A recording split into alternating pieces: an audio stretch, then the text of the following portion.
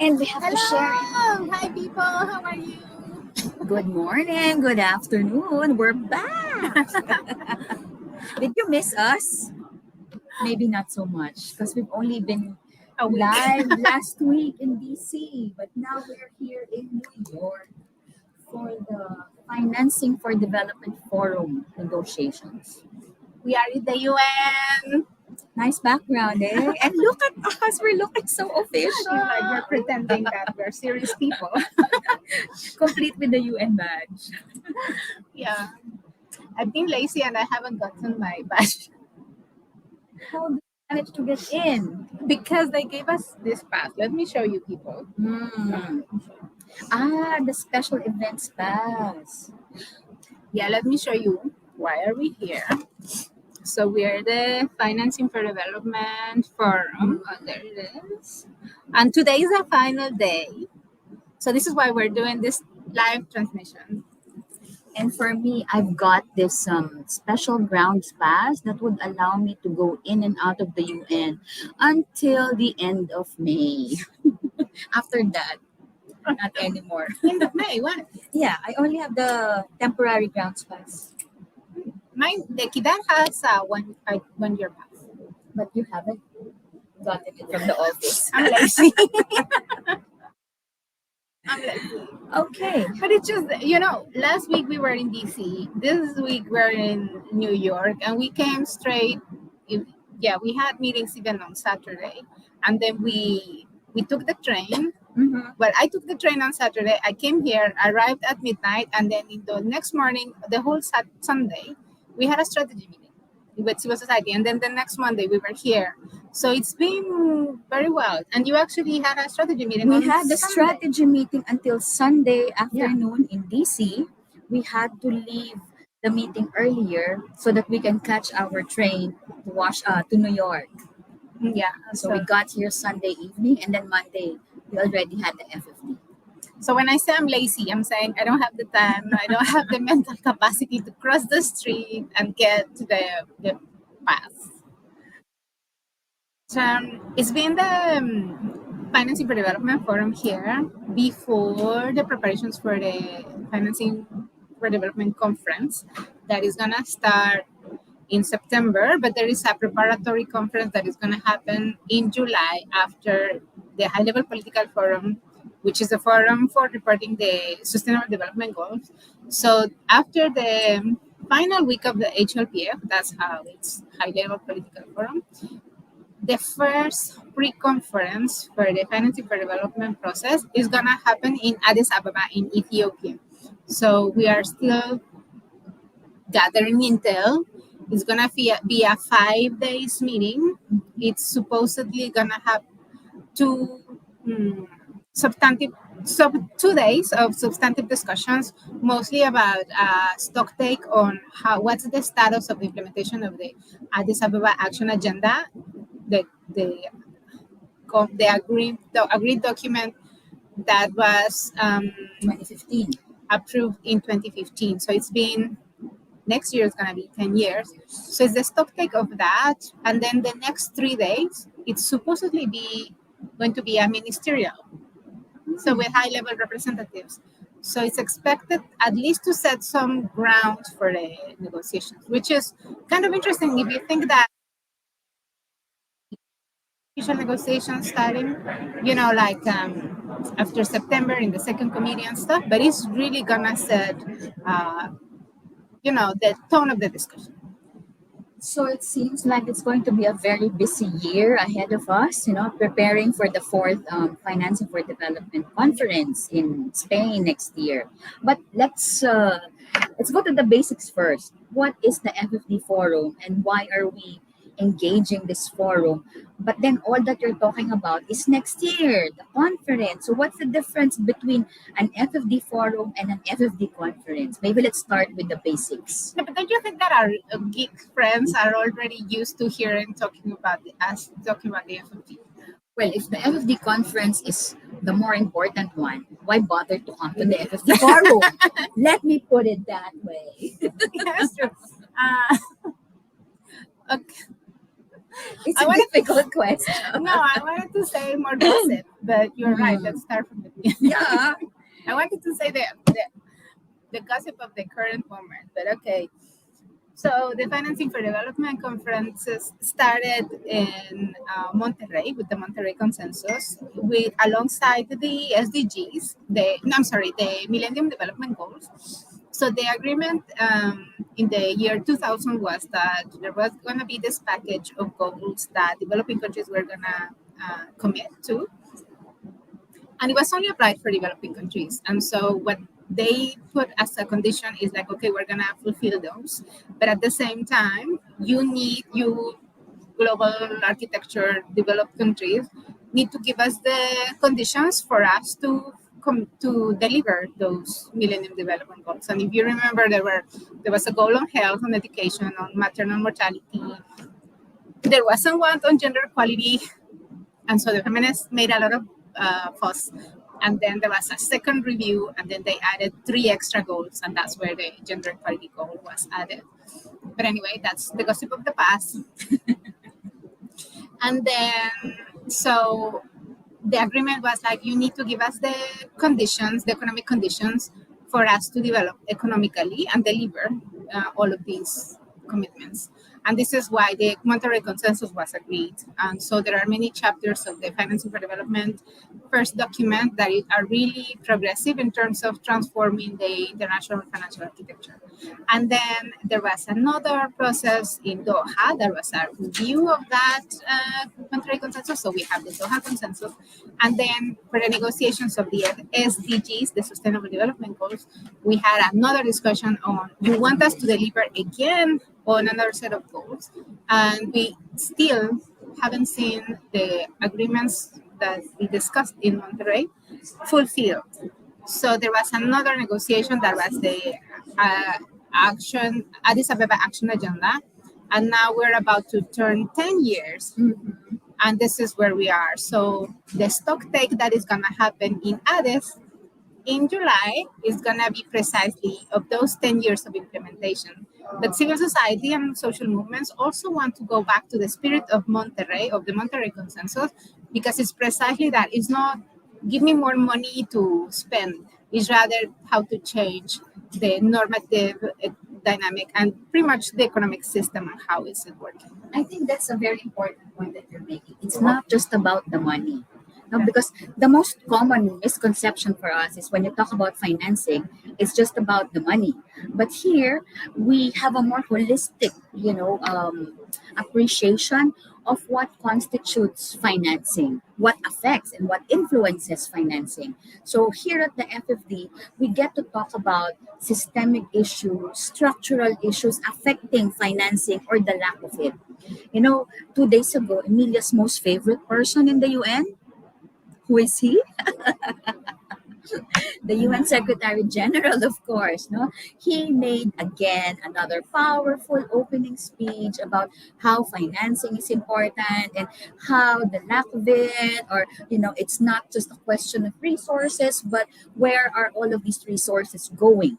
So he made that point again. And so now we are talking about what are those things that affect financing. So here at the FFD Forum, we've had sessions devoted around the debt issue. We talked about development cooperation or aid, no? Official development assistance. We talked about trade, talked about the digital economy, and how all of this interplay and basically make the world the way it is today.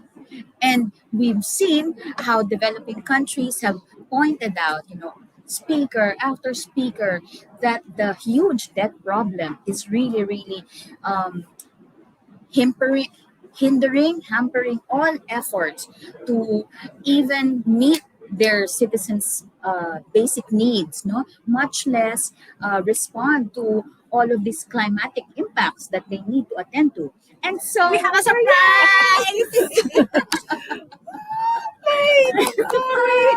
No, welcome, welcome, welcome. So this is our honorary Despise girl. So joining happy to be us. a honorary Despise Whenever girl. you're Despise joining girl. us in the Yeah. program, the show, you become a Despise. Yes. happen to be Because one. people despise you. Well, I'm quite used to that. You start to have a very bad reputation. No. So, people, please welcome our dear and admired friend Iolanda Fresnillo. She's a legend Oh, in the no. death movement. Rock star. No, And I this wouldn't is go why that we're- far. And we're so happy. And we were just telling our audience here what is the FFD forum, what is the story of the FFD conference. And I just want, we invited Yolanda because there is a major track now that is on the debt justice agenda. But if you, I wanted you to tell us what is the precedent of the demand for the global financial architecture and what do we expect, yeah, in the bigger picture. Okay, so I think the precedent would be after the huge debt crisis in the 80s, the 90s, the 2000s, and everything. It was clear that we didn't have an architectural structure to solve those problems. So after the financial crisis in 2008 and between 2012 2015, some global south countries like Argentina, for instance, put some proposals on the table to say, okay, we need a more democratic way to deal with debt issues. Not just democratic, inclusive, in which the borrowing countries have a say, because at this, I mean, the existing structure is that the creditors are the ones who decide everything. So yeah, they made a proposal and it was rejected by the majority of the UN, but particularly by creditor countries. But here we are again with a debt crisis and with no structure to solve it. So we need one. We need a No, but I've been hearing all of these governments, and last week we were in Washington. They've been talking about debt restructuring, concessional loans. Isn't that a way out of the debt crisis? No, no, but our audience doesn't know what are concessional loans and doesn't know, Mm. so Okay. rewind. Rewind, Rewind, again, rewind. again. Okay. So Yolanda is saying that everyone acknowledges there's a huge debt problem. And now you're saying everyone. Like there's this has no, been the issue that everyone it is the issue. is saying we have a problem. Yep. But then you're also saying that there's no mechanism, there's no structure to solve it. But that's where my question comes in. I've heard, the World Bank, IMF representatives say that we have debt restructuring, which means you just try to prolong the repayment period, probably offer smaller interest, less interest for borrowing countries so that they can afford to pay off their debts. We also heard about this technical thing called common framework. What is this, and why isn't it working? What led you to say that there's no system at all? So there is no system. Mm-hmm. Someone in the assembly, actually, it was a member state who said that this is an international debt anarchy or international financial anarchy. Because when a country like Zambia, for instance, that has just happened, or Sri Lanka, find that they cannot pay their debt because they don't have reserves, they don't have money, or they rather invest that money in people's survival, education, health, but people's survival in the end. What do they have to do? They have to negotiate with their different creditors, but there are no rules. So they just go. It's like a I don't know. Free for all. Yeah, exactly. And, The and wild west. the Wild Wild West. The Wild Wild West, absolutely. And they have to go to China, negotiate with China. They have to go to the Paris Club, which is where it's a club where the Western countries meet, and they have to negotiate with all the Western countries. And then they have to go to the markets and negotiate with the private investors and the private banks. And then they have to go and negotiate with the IMF. And they have to. And it is not just only inefficient, but very unfair because it's one country against all the creditors. So after COVID, the G20 realized that they had a debt problem and they put this thing called the Common Framework on. But the G20 are the creditor countries. So this Common Framework, which is to try to solve this anarchy and this wild, wild west, it's something made for the creditors. by the creditors for the creditors. It's in their interest.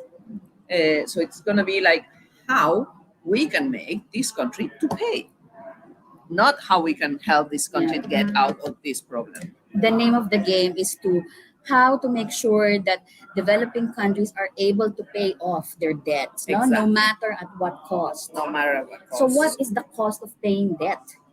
Well, it's everything. It's climate. If you're paying debt and you don't have enough resources, you're not investing in adaptation. You're not investing in mitigation. You're not. You don't have what they call a buffer. You don't have a reserve to react when there are climate impacts. But also, you cannot invest in education, in health, in social protection. You cannot invest in infrastructures, in roads, in Yeah.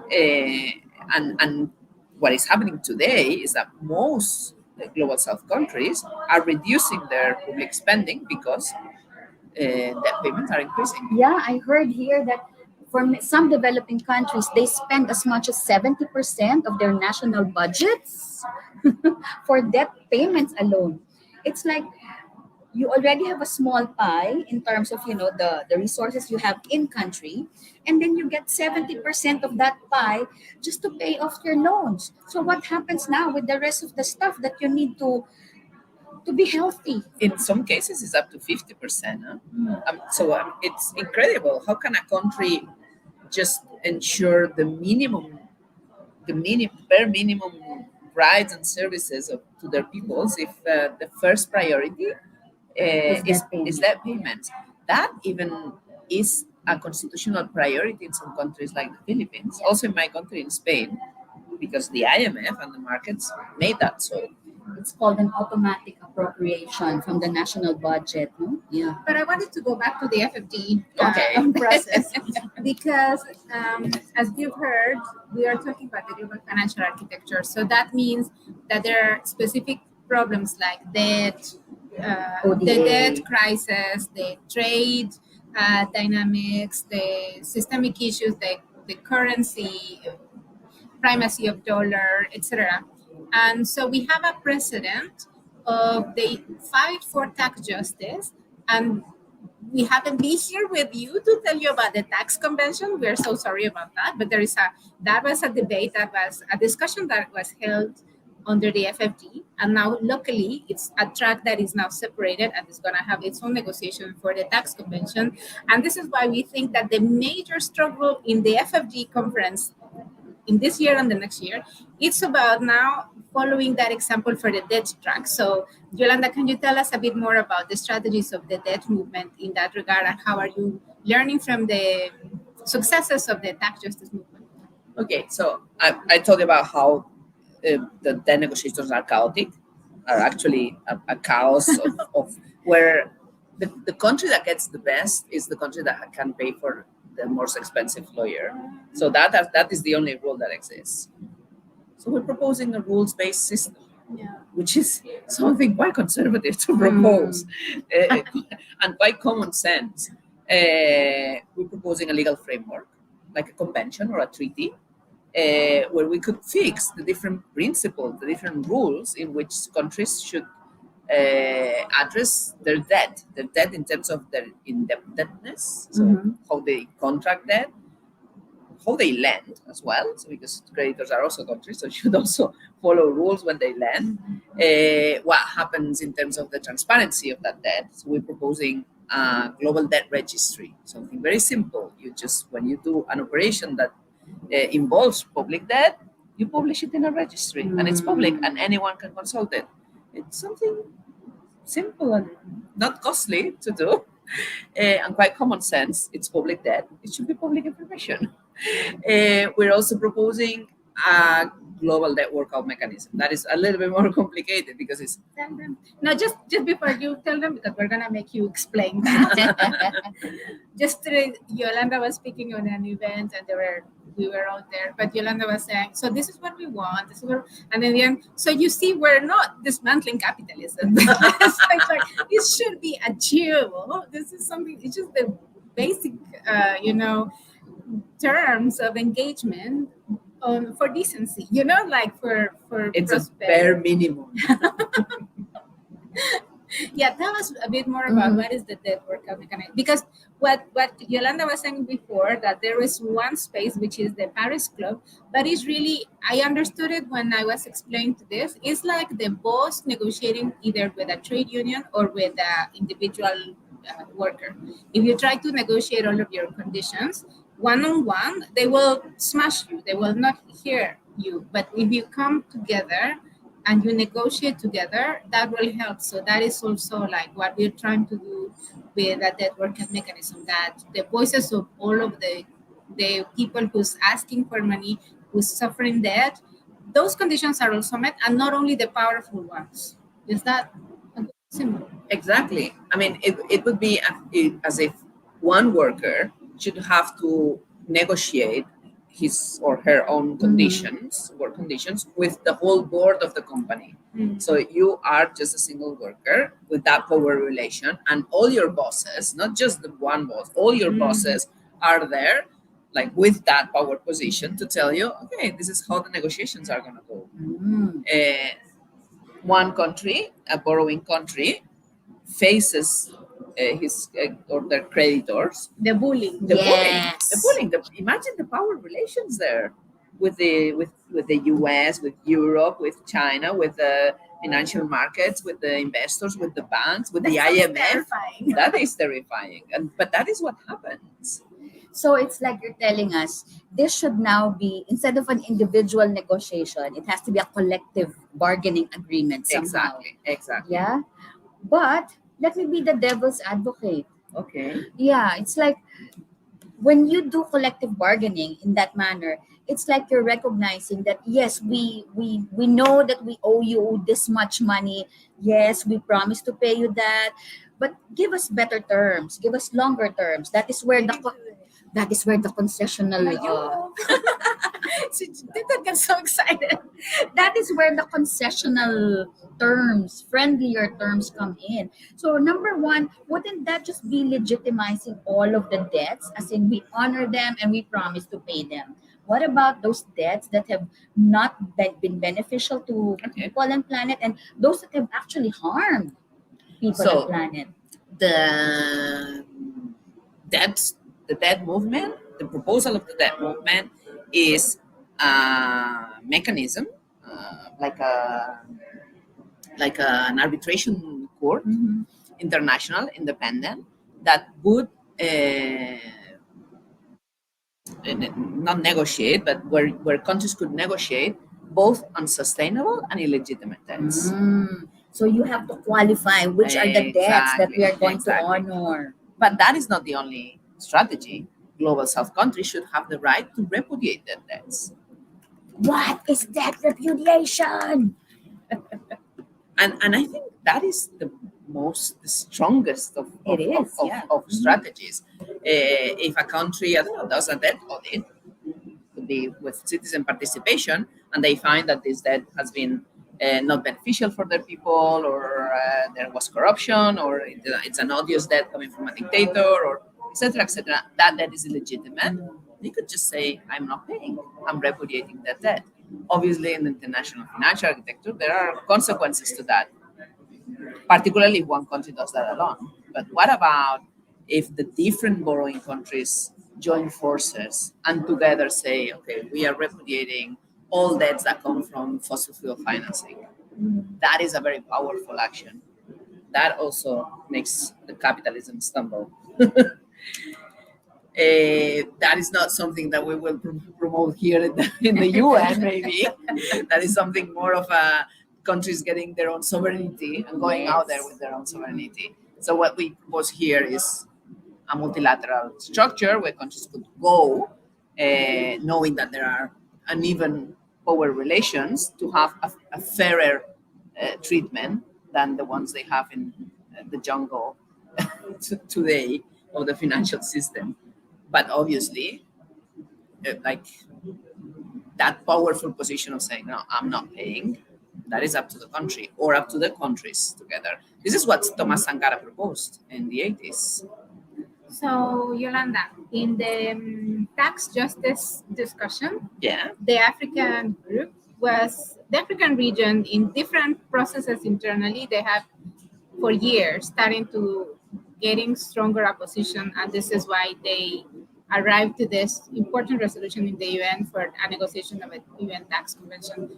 What are the who are the antagonists of the debt justice movement in terms of which countries are should be the one who are leading the voice of the debt justice movement? I have the feeling that's sort of the same one. So we are expecting the African group to also step up on this because African countries are at this point the most affected countries by the debt crisis. But not only, we have seen very interesting positions from countries like Cuba, for instance, in this forum. Countries like Argentina have always been supporting this, but also small island developing states. There is a group in the UN called AOSIS, which unifies these small island developing states of countries in the Caribbean and the Pacific that are the most affected by climate, but also the most affected by debt vulnerabilities. And they have also been putting together, supporting debt architecture reforms, so to speak. We don't expect creditor countries to support our proposals, but I don't know. We have heard some interesting comments from Spain, so maybe I don't know. We could get something from there. The global north organizations will have to work really hard to get support from creditor countries. So you do think Spain, because if we haven't mentioned this, that you mentioned the conference in 2025 is going to happen in Spain. Spain. Yes. Do you think that they're trying to set fairer ground for the conversation, or are they just leaning back, or they are having a progressive position? It's difficult to say.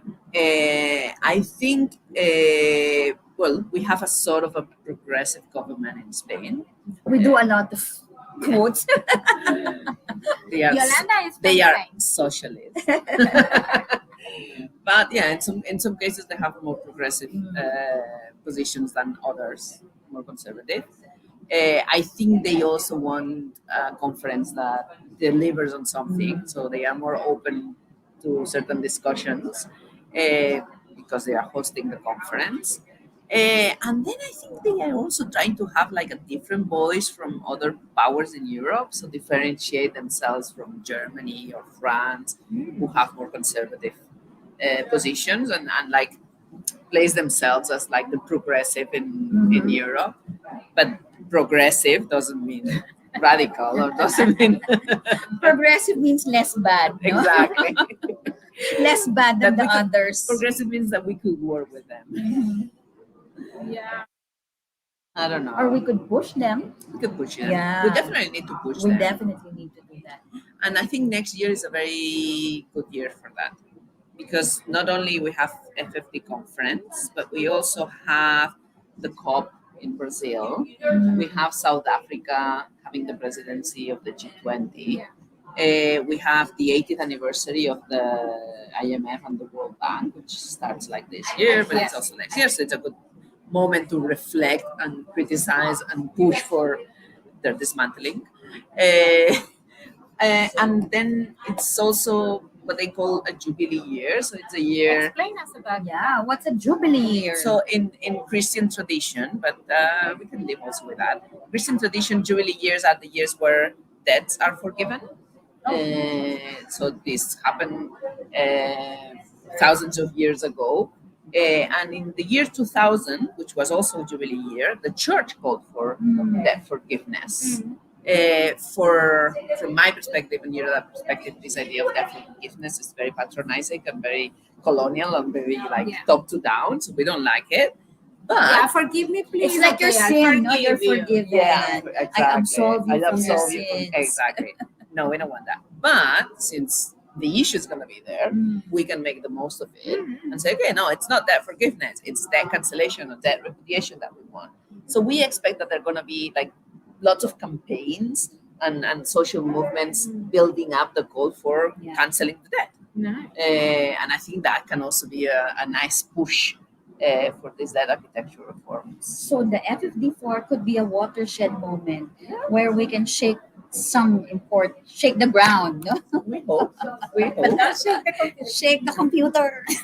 No, because I've also been hearing it's not just the debt, where people are calling for a multilateral workout mechanism, but also in terms of aid, Yes. official development assistance. I heard some days ago that they're toying with the idea of a multilateral convention on development cooperation, asking those rich countries from the OECD to pay up their aid debt. Yeah.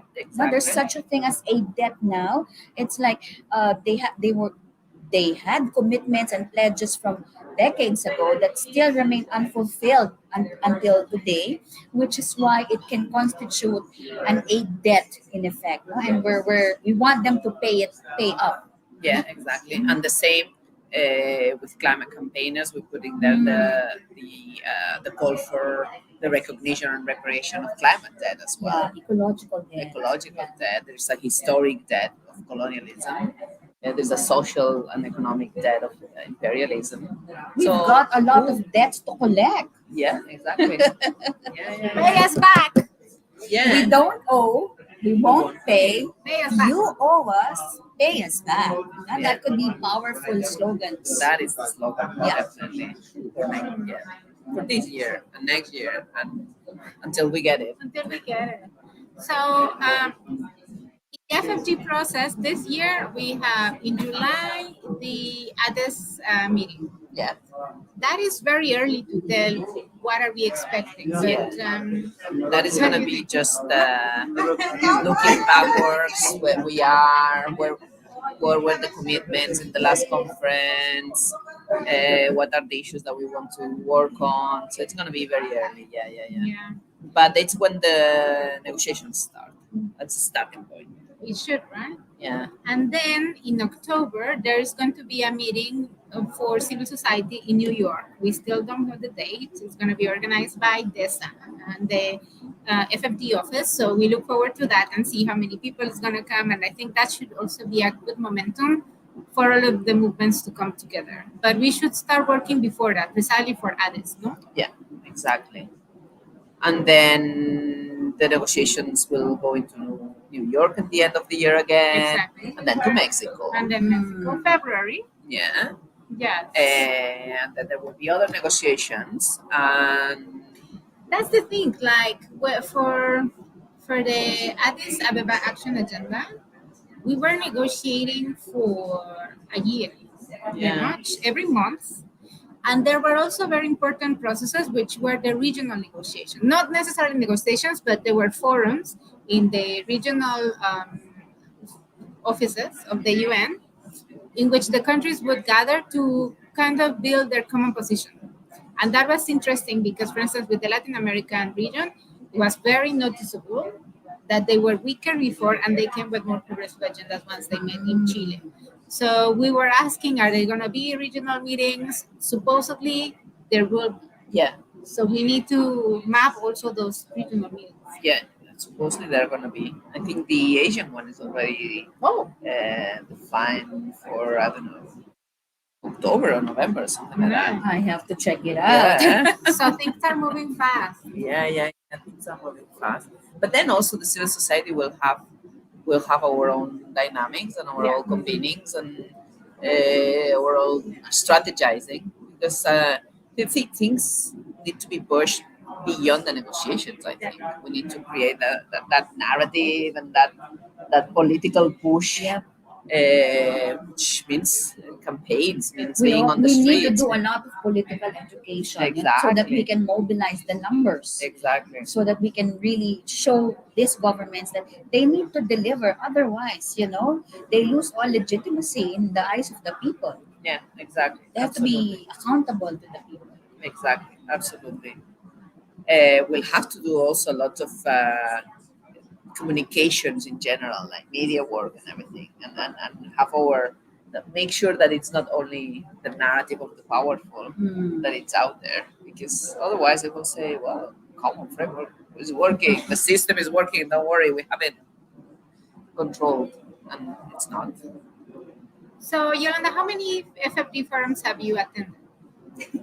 Forums, 3. This is my third. And what is your feeling? What is your impression? My impression, honestly, Yes, of course. my impression is that it's very tiring. Mm. No, and that everything is very like choreographed. There is also Latina, so I would need a little bit more of interaction, like Of course. fluidity, and this is like now it's a member state, now it's the speakers, now it's a member state, now it's a civil society, now it's everything is like very staged and choreographed. But well, we have the spaces to do bilateral meetings, do But little it's also influencing. because, I feel this lack of inertia in this space Yeah, because it's already a pre-negotiated outcome document. exactly. So even before us coming here, we already know what's waiting for Well, us. not this year because there's no agreement yet. Apparently, there is a little bit of disagreement. We're just hearing that there will be a voting and we'll begin at 4. Ooh. So, We should go. yeah, but we'll wrap up. But, That's the We're gossip missing- that we're Emilia missing- just got. We're missing the boat. It seems. no, This but is how important it we're is for us. transmissioning the gossip as it unfolds. No, but just wanted to say that there is going to be a very different dynamic from the forums, which was very choreographed, Mm. to the conference, in Yes. which nothing is written. Things will unfold, and it's also up to us to add pressure. For instance, just wanted to let you know why are we talking about debt and the debt architecture and why this is a major goal, because we do really think that this will be a major win. We do feel that if there is gonna be one fight that we hope we win, is this one, because the tax justice fight is already doing its own struggle in another track, and we are of course monitoring and supporting. So we are trying to follow those steps. It doesn't mean that there is not going to be a discussion on technology, on systemic issues, on private finance and public finance. So we will be bringing guests on all of those issues. But that has a primacy because it has been also been discussed for so long. Is the problem, as you say, we're saying everybody has it, and then everybody would benefit from something like this, no? And also, I mean, you cannot fight the climate emergency without solving the debt problem. You cannot fight the inequalities without fighting the debt problem. It's kind of in the roots of many other problems because countries cannot invest in, as I said, in social protection, in fighting inequalities, in fighting gender inequalities. They cannot invest in climate if their priority is paying their debts. What about debt swaps? They say that countries say that they're gonna solve the climate problem with debt swaps. What can you tell us? Debt swaps is this instrument where a creditor and a debtor make an agreement, say, okay, you owe me this much. Instead of paying, you're gonna invest this money into something. So apparently it's good. So instead of paying, you invest in climate, then for climate swaps. The problem is that debt swaps have a history. They have been around for several years, and in the end, they are not significant. It's very, very little amounts that are swapped. They require a lot of costs. There are lawyers and banks and intermediaries that get a lot of money from those operations. They are not transparent at all. In some occasions, we have seen how creditors are imposing their own interests on the debt swaps, exactly, even exchanging carbon credits for the debt swap. Yep. So the devil is in the detail. What could be like, oh, okay, it's not such a bad idea, ends up in a disaster. And I think history has shown us that the trade-offs are much bigger Exactly. than the actual cost of that debt in itself. No? Yeah, Because you're giving up your sovereignty. exactly. That is the main problem. Yeah. You give up your sovereignty, but also there's a distraction. The debt problem needs a more structural reform. Debt swaps are like a band-aid. Even the wrong band-aid. But and therefore all the energy that is put in debt swaps is not put in actually solving the problem. No, debt swaps are not the So solution. no to debt swaps. No.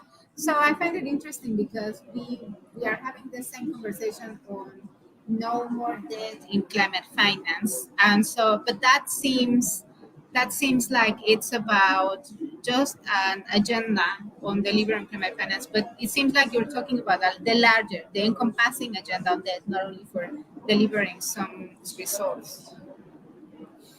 Yeah, and also the, I mean, even if we get the debt workout mechanism, we won't solve the debt problems. So No, the big no, I'm sorry, I'm sorry for the bad news. That what's is gonna happen? that is necessary but not sufficient. So it's necessary to find more like fairer solutions, but you need to change a lot of the economic structures to be sure that the countries are not debt dependent, that they can de-link from debt trap, that countries can have sovereignty, also in terms of finance. So yeah, we need to change more things. Maybe the solution is that thing about the capitalism that you were saying. We will tell you about. So there is a break until 4:30, so we can finalize the session here. Okay, so what what are your alliances across movements? How is that going? This is very interesting because the dead movement has always been very heterogenic, and quite wide. And I think we are in a moment where everyone is talking to each other, so it's good. Nice. Yeah, That's a good exactly. That's a thing. good thing. That's a good thing. So first we have And do what? they like each other? Well, We hope we get there. yeah. Some more than others. But we have what we call the DATs. The DATs is regional networks working on debt from a development perspective. So debt and development is the DAT. So I'm from Eurodat, which is the DAT in Europe, but there's an Afro-DAT and Latin DAT. And then in Asia is the Asian People's Movement on Debt Yes. and Development. So debt and development as well. But then there are other movements like Debt for Climate, which is a more grassroots movement, like APMDD, which is more grassroots than Eurodat. There are climate campaigners also in different climate networks working on that. As I said before, faith-based organizations like Christian are going to be working on that, and anti-capitalist organizations, coalitions like the CDTM, which is a French-based, Belgium-based network, but which is international, also from a very anti-capitalist perspective, and anti-imperialist perspective is also there. So you have a wide range, Jubileo Sur in Latin America as well, have a wide range of positions, but I think everyone is coming to the agreement that there is a need for a push on debt justice this moment, and we are kind of coordinated. So Nice. We have to win that fight. we have to win that fight definitely, but then we also need, I don't know, feminist movement Yeah. to come into the call for debt cancellation, because without debt cancellation there's no gender justice at all. We need the climate movement to come in. We need the human rights movement to come in. We need different, Trade union. the trade union, so important. Farmers groups. Farmer groups. Food sovereignty. I mean, countries cannot build food sovereignty without that justice. So it's, as I always say, that is related to everything. Yeah. So we need those fights as well to join forces, not forgetting their own fights, of course, but also to call for that cancellation, that justice, and this network of mechanism or architecture reform. So would you just also explain to us this year, outside of the UN, what are the major debates happening, and that you want to steer into this debt workout mechanism? So, for instance, one of the main debates is how you evaluate what they call debt sustainability, which is something very technical, but in the end, something very important because all the negotiations go around that element. And the IMF imposes a view of that sustainability, which is anything you can pay. So that is sustainable as far as you have reserves and money to pay. But for us, that is not sustainable if you cannot invest in health, in education, in climate. So this is it seems a technical fight, but it's a very political fight. It's like, no, that is not sustainable because first, it's the human rights. First is the people's rights. So that's in our agenda, fighting that narrative and politically, the debt and climate as well. It's and the call for reparations. It's very important for us. So yeah, all those things. So we have a busy year. Very busy, very busy. We're gonna be mobilizing in the middle of the year, around July. It's July. I don't know if you already talked about this, but it's the 80th anniversary of the Bretton Woods Conference, which is where the IMF and the World Bank were created. So we're gonna be doing a lot of canceling the debt, shouting Nice. around this 80th anniversary because these two institutions are quite responsible of the situation. Yesterday was Wednesday. When stepped. So we were reminded about this. Oh, it's so nice. So there are many moments for our audience also to engage with different movements locally, nationally, regionally, and of course globally. So it's really, as Yolanda was saying, this is the moment. Like things have been heating up. We are here, and we are right in the middle of the hurricane, and we need to ride it and be ready. And from here to the next year, it seems like things are going to be intense. The creditors will fight and will try to hold their position, and if they can, to entrench it. And on the other end, there are many countries who are in a very dire situation, who are ready to do the fight, and we need to be in solidarity with them, and also from our movement perspectives to say, what do we want? How are we? And we don't want to be forgiven our debt, because that's a colonial attitude. So what are we, our demands, and how from a justice fair perspective? So this is also where we get a say in engaging more broadly. So we say we don't owe, we won't pay. You owe us, you pay us back. Exactly. That you say, I am a climate debtor because I'm from the global north. Oh, explain to us before we leave. Explain to us that. So I think the Europeans and global north activists, governments, cooperatives should acknowledge that we are debtors. We owe a climate debt to the global south because we have been living above our possibilities with carbon emissions, but not only carbon emissions, with our levels of consumption and production, etc. So yeah, we're climate debtors and we should pay our climate debt. So we owe, we should pay. Means a lot, Yolanda. Love it. You know, Yolanda is one of the characters in the last Rise Up series episode. Yes. Precisely because we were tackling the responsibility of the global north, and we were very happy to have Yolanda as one of our main characters. So go out and check it out. Now you know Yolanda. And see if you can identify me. Is the character who's talking about that? Let me guess. I'm dead, Iolanda. You're that Yolanda. Thank you so much. Happy. So I hope you invite me again when we win the fight. Yes. No, before. Thank you so much, everybody. We're going back to the room. How is the voting going to happen? Ciao. Bye. Gracias, Denise.